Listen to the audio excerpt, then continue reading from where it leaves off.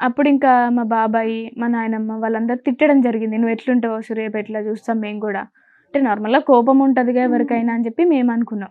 అవును. సూర్యాపేటలో ఇంకా వచ్చేసి మామూలుగా గడ్డలో ఉన్నాం మేము. బంటి వాళ్ళ మామయ్య వాళ్ళ ఇంట్లో ఉండేవాళ్ళం. అక్కడనే ఒక 6 మంత్స్ వరకు ఉన్నాం. చాలా మంచిగుండేవాళ్ళం మేము. ఎంత ఇల్లైనా, ఏది ఇల్లైనా మనకు నచ్చిన వాళ్ళతోనుంటేనే మంచిగుంటాం. నచ్చని వాళ్ళతోనుంటే ఎట్లుండగలుగుతాం? అది ఎంత ఉన్నా గూడా ఉండలేం గదా! అట్లా అని జెప్పేసి బంటితోని మంచిగా సంతోషంగా ఉన్నా. నన్ను మంచిగా చూసుకుండు. చాలా మంచిగా చూసుకుండు. మా పేరెంట్స్ కంటే ఎక్కువ చూసుకుండు నన్ను.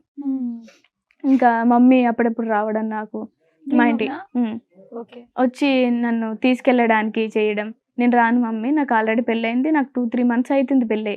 నేను ఎట్లొస్తా అనుకుంటున్నావు? సరే ఒప్పుకుంటారా చెప్పు మీ ఇద్దరం వస్తాం. లేదు నేనొక్కదాన్నయితే రాను అని చెప్పి ఒక 3 టైమ్స్, 4 టైమ్స్ చెప్పిన. అట్లా చెప్పేసరికి ఇంకా మమ్మీకి ఏమనిపించిందో ఏమో ఇంగా ఒకసారి ఆలోచించుకో వచ్చినప్పుడల్లా అట్లా చెప్పడం.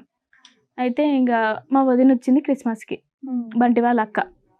వచ్చేసరికి ఇంకా మమ్మీతోని వదినకి మాట్లాడిపిస్తే బావుంటదేమో.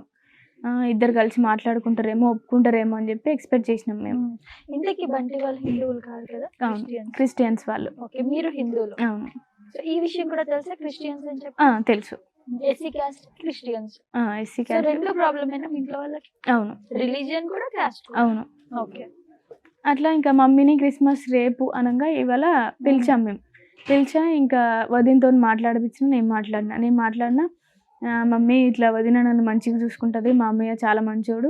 మేము మంచిగుంటాము అని చెప్పి అంటే 1 ఇయర్ చూసుకుంటారు, 2 ఇయర్స్ చూసుకుంటారు. తర్వాత ఎందుకు చూసుకుంటారు?